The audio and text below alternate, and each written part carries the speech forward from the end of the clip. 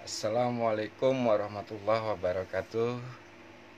Sahabat-sahabat dimanapun berada, selamat sore. Kita berjumpa lagi dengan saya, A.A. Yusuf Hidayat. Ini sore ini kita akan berbagi cerita lagi, berbagi cerita proses awal sebelum mengenal Allah atau proses perjalanan mencari Tuhan. Jadi dulu sebelum mengenal Allah, saya pernah mendapat peran diproses oleh Allah itu menjadi seorang dukun sakti. Jadi dulu itu terobsesi di saat saya diproses oleh Allah dalam ketiadaan, ketidakmampuan dalam masalah ekonomi. Jadi saya pernah dihina oleh seseorang yang membuat adrenalin saya ini terpacu. Nah, ini yang akhirnya saya pencarian, mencari orang-orang yang bisa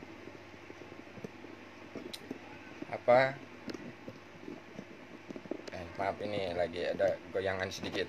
Ini. Nah, jadi setelah adrenalin saya terpacu, nah ini membuat saya untuk mencari orang-orang yang sakti yang bisa istilahnya mempertemukan saya dengan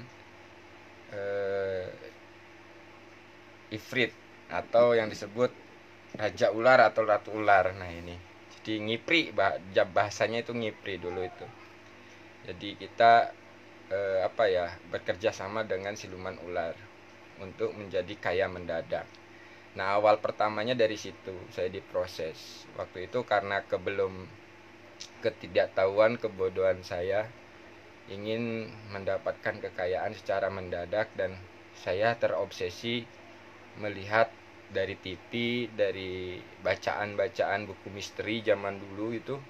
Nah itu, jadi di saat terdesak, akhirnya saya terobsesi untuk melakukan hal-hal seperti itu. Dan disitulah mulai saya pencarian yang namanya dukun-dukun sakti.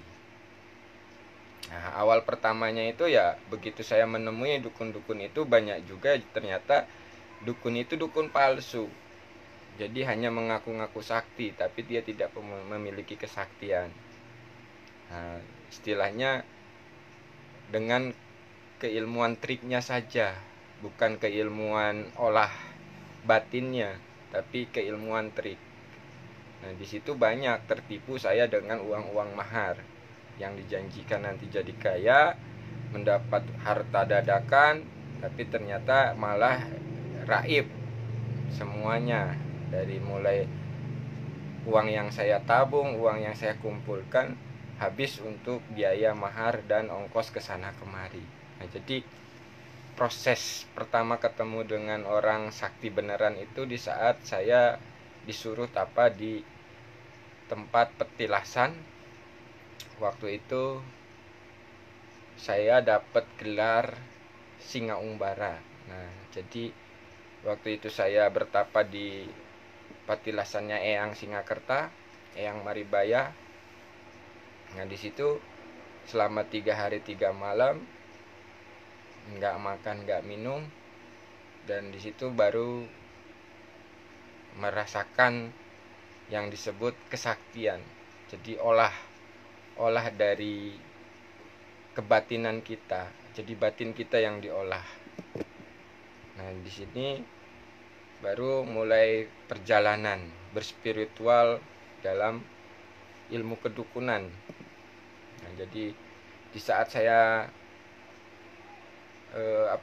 diproses dalam ilmu kedukunan ini, ya ketemunya itu dengan orang-orang yang memang mempelajari keilmuan tentang dukun. Jadi pergi kemanapun pasti ketemunya dengan orang-orang yang mempelajari ilmu kedukunan, ilmu kesaktian.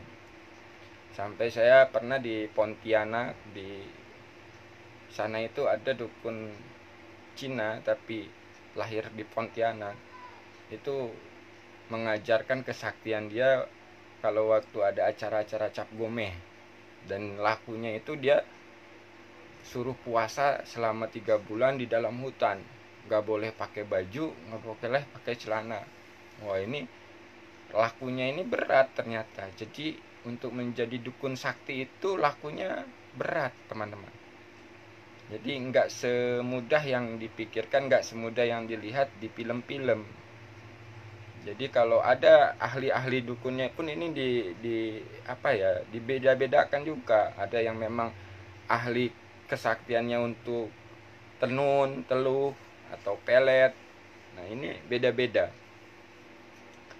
Atau untuk pesugihan. Nah, ini beda-beda, teman. Jadi nggak semua dukun ini menguasai. Jadi dia punya spesialis.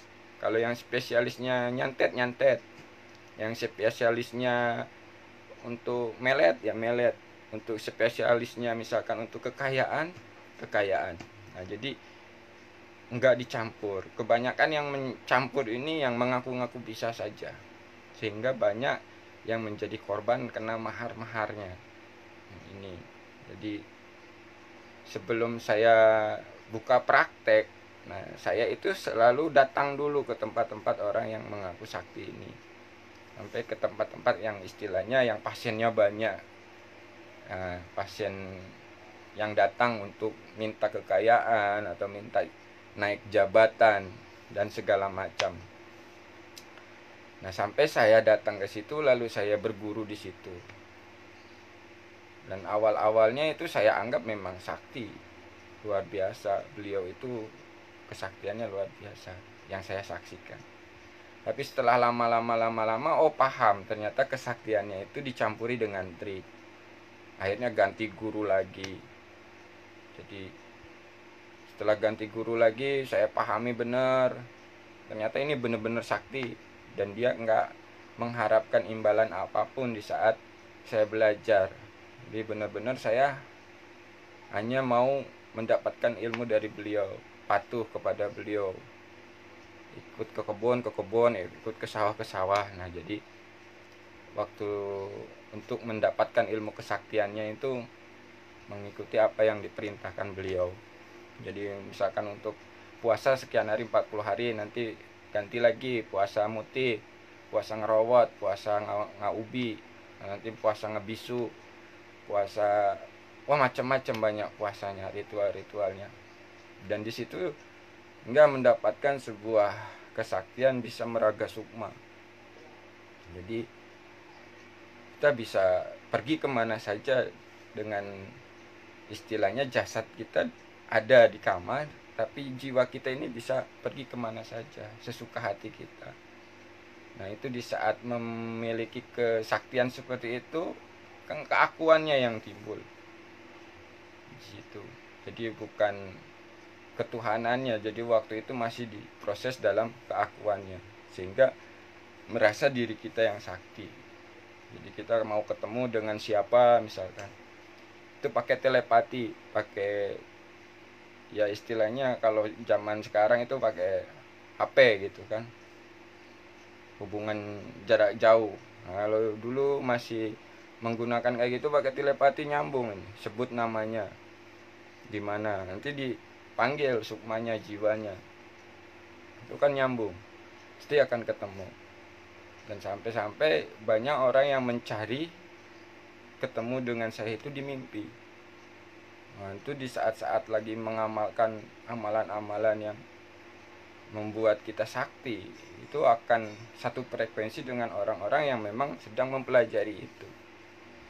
Jadi akan berhubungan erat dengan mereka, karena setiap perjalanan kemanapun ketemunya orang-orang sama seperti itu, yang memperdalami ilmu-ilmu kebatinan. Dan di saat ada kita ketemu itu ada setrum, kita paham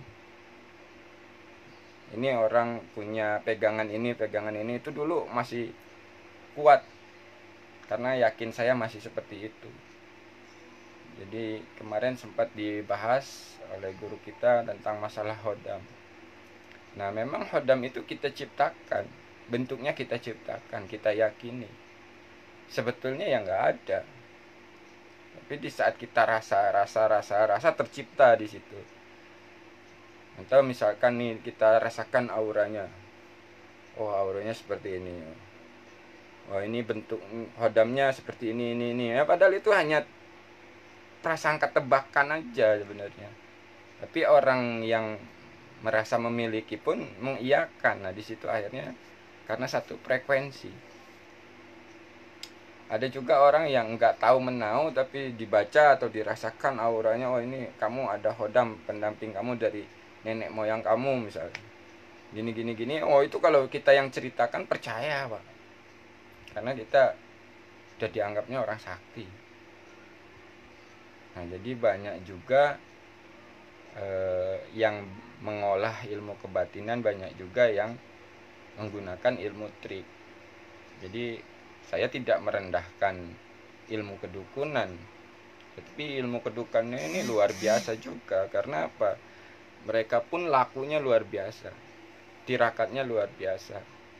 Di saat mengerjakan suatu pekerjaan, misalkan minta tolong untuk melet, nah ini di saat prosesnya ini dia kerja 3 hari 3 malam, nggak makan nggak minum. Jadi berat, resikonya pun berat sebetulnya. Beda dengan dukun-dukun yang palsu, apus-apus istilahnya. Nah itu kalau untuk jadi dukun palsu ya yang penting kita hafal mantra. Hafal mantra, hafal cerita-cerita tentang kerajaan, tentang karuhun-karuhun. Udah, berpenampilan berubah sudah. Pakai item-item, pakai udeng-udeng itu. Nah itu sudah. Tinggal actingnya saja meyakinkan. Dan teknik-teknik penarikan benda gaib, barang gaib itu yang asli itu prosesnya nggak semudah itu. Tapi ada yang lebih mudah dengan proses trik, tapi seakan-akan sakti juga bisa. Narik keris kecil, narik emas, narik uang gaib, narik apapun itu yang menurut ceritanya ya itu penarikan dari alam-alam gaib. Padahal banyakan ya trik-trik, trik sulap atau trik apus-apus disebutnya. Jadi kita siapkan dulu, di perlengkapannya itu disiapkan dulu, lalu kita olah orang yang jadi pasien ini agar meyakini bahwa ini kesaktian yang kita miliki. Dan itu di saat mereka belum tahu triknya, belum tahu caranya, ya maka akan menganggap diri kita sakti. Nah kalau udah menganggap diri kita sakti, apapun yang kita omongkan dia akan percaya, itu akan ngikuti, padahal ya dibohongi, diapusi kalau kata orang Jawa. Jadi bagi teman-teman yang sedang berproses belajar ilmu ketuhanan dan pernah mengalami di proses menjadi seorang dukun atau istilahnya keilmuan leluhur, nah ini sebetulnya nggak ada buruknya. Justru sekarang saya bersyukur kepada Allah. Kenapa saya bersyukur? Karena saya sudah diberikan pembelajaran yang nyata dan luar biasa. Dan sekarang saya baru menyadarinya. Jadi disitulah kasih sayang Allah, disitulah keadilan Allah, disitulah kebesaran Allah. Di saat kita masih meyakini apapun, di saat yakin, Allah masih berikan. Di saat saya waktu itu memuja roh nenek moyang, karena yakin diberikan. Di saat saya memuja masih benda-benda pusaka yang saya yakini punya kekuatan, karena yakin Allah berikan. Sampai dulu untuk menggerakkan benda pun dari jauh bisa, karena kekuatan energinya sudah diolah yang ada di dalam dirinya, sudah melalui tirakat-tirakat yang luar biasa. Nah sehingga Allah izinkan gitu loh. Nah di saat Allah izinkan, disitulah keakuan dirinya semakin besar, semakin mengakui bahwa aku yang mampu, bahwa aku yang hebat. Nah jadi itu perbedaannya teman-teman. Di saat menjadi dukun sakti, benar-benar sakti yang hasil olah istilahnya kebatinan, yang disebut ahli dalam makhluk astral atau apalah sebutannya. Kalau sekarang ya disebutnya paranormal lah. Jadi paranormal ini udah di luar yang normal gitu. Nah jadi terus, dan kebanyakan itu ya ginilah. Jadi untuk yang asli itu paling 1% saja. yang 99%-nya itu kebanyakan ya ilmu trik, ilmu apus-apus, ilmu gedebrus.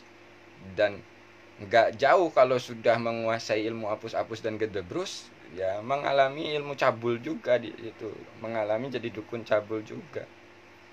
Apalagi kalau sudah ketemu dengan pasien-pasien atau tamu-tamu yang cantik-cantik. Nah, ini mulai bisikan-bisikan setannya itu luar biasa, menggoda, memberikan syarat-syarat yang menguntungkan si dukunnya, bukan menguntungkan pasiennya. Tapi dikarenakan pasiennya ini meyakini kesaktian dukunnya, sehingga apapun dikorbankan untuk dukunnya. Nah, ini yang disebut dukun cabul. Nah, itu dengan alasan harus dimandikan tengah malam, telanjang bulat, yang ada hanya cuman dukunnya saja dengan si pasiennya saja, nggak boleh ada temennya. Nah, ini udah trik-trik dia, dan ini saya alami, teman-teman. Proses-proses tipu dayanya seperti itu, dikarenakan saya mengalami dari guru-guru yang ilmu trik itu, akhirnya dipraktekkan gitu, dan saya pun mempraktekkan, jadi terbawa dendam itu istilahnya. Kita udah banyak ditipu, akhirnya nipu. Dulunya tertipu terus nih sama dukun-dukun. Nah, akhirnya jadi dukun yang nipu. Nah, itu. Jadi udah tahu tempat pembelanjaannya, alat-alat kesaktiannya, atau istilahnya tempat kita beli apel jin segala macam, minyak-minyak japaron, minyak misik. Nah, itu sudah ada, teman-teman, pasarnya legal. Jadi banyak yang jual dan banyak yang membutuhkan, yaitu 99% dukun-dukun yang apus-apus gedebrus dan dukun cabul ya kebanyakan menggunakan alat-alat yang sudah tersedia di pasaran. Tinggal dibumbui dengan kemampuan meyakinkan si pasien itu sendiri gitu, sehingga dia meyakini bahwa dia sakti. Nah, itu. Nah, jadi bagi teman-teman dimanapun berada, saya tidak menjelekkan dukun, tidak, karena ilmu dukun yang sesungguhnya yang 1% itu luar biasa, teman. Sesungguhnya itu proses untuk pengenalan diri. Kalau saya sadari saat ini, oh, itu adalah sebuah proses penggemblengan diri, sehingga diri ini memahami komponen-komponen yang ada di dalam diri ini sangat luar biasa, dan banyak kekuatan-kekuatan yang belum kita pahami di dalam diri ini. Jadi gitu.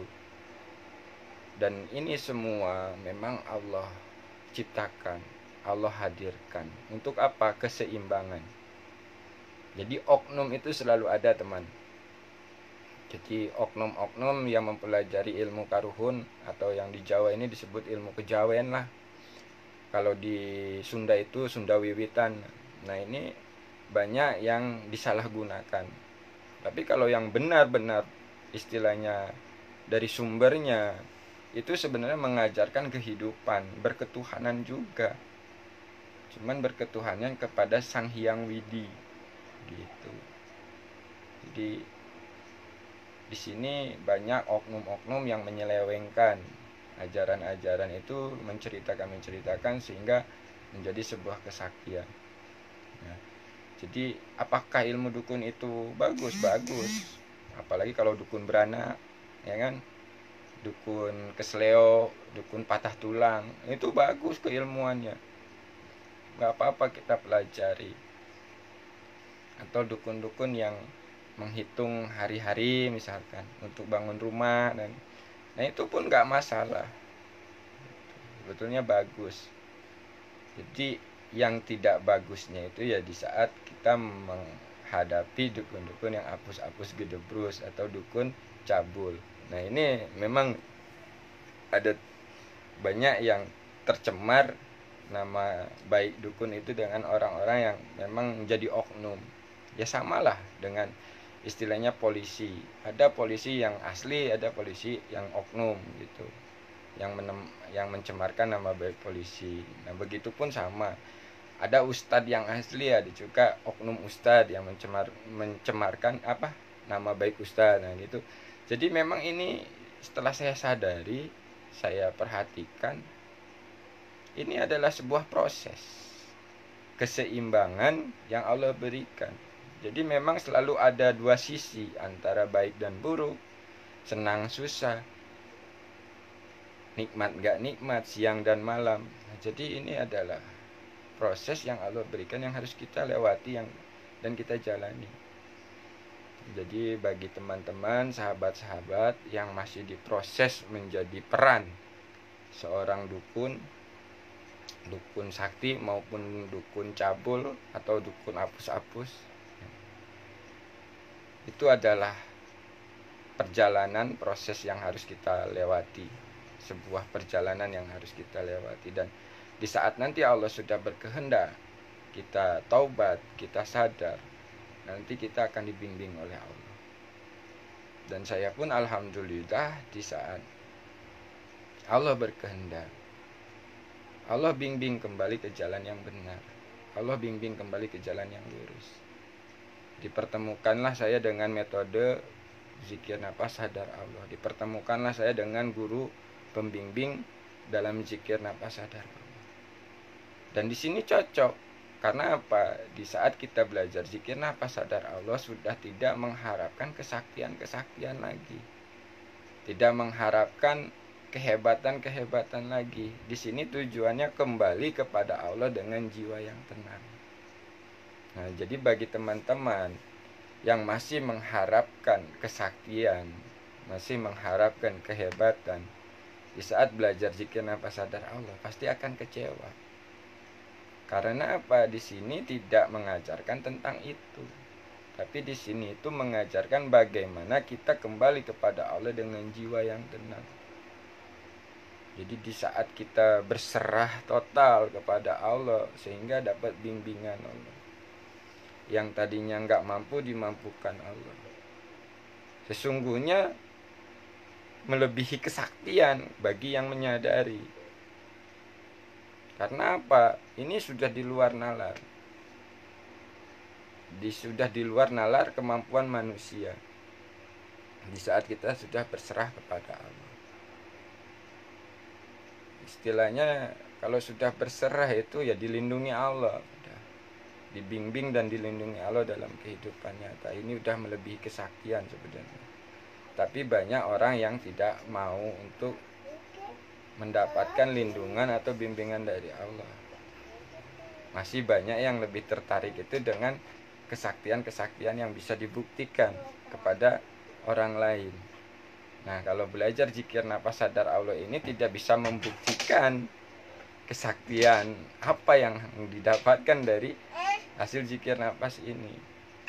Dan kita belajar zikir nafas ini tidak bisa memberikan bukti kepada orang lain, tapi bisa memberikan bukti kepada diri sendiri.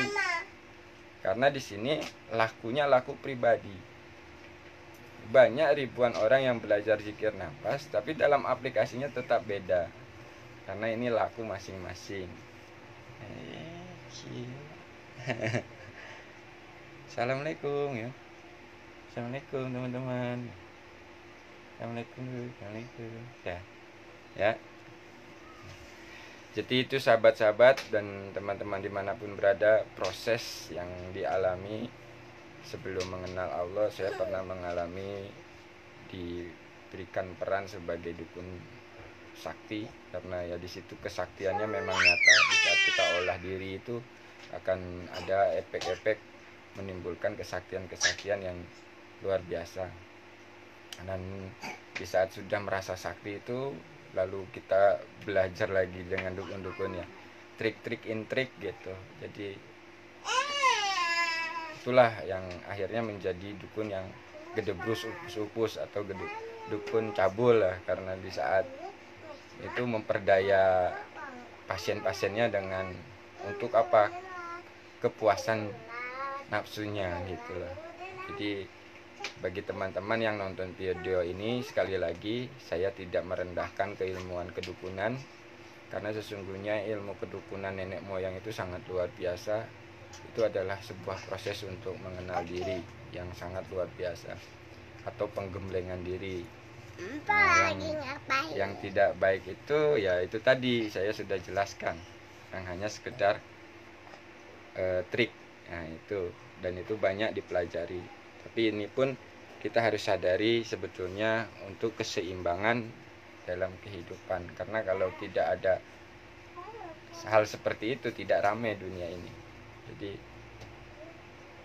kalau kita lurus semua, benar semua, ya, takwa semua, ya bisa kiamat juga dunia ini.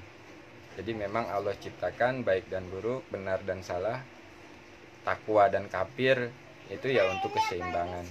Jadi mohon maaf apabila ada kesalahan. Sekian dari saya. Wassalamualaikum warahmatullahi wabarakatuh.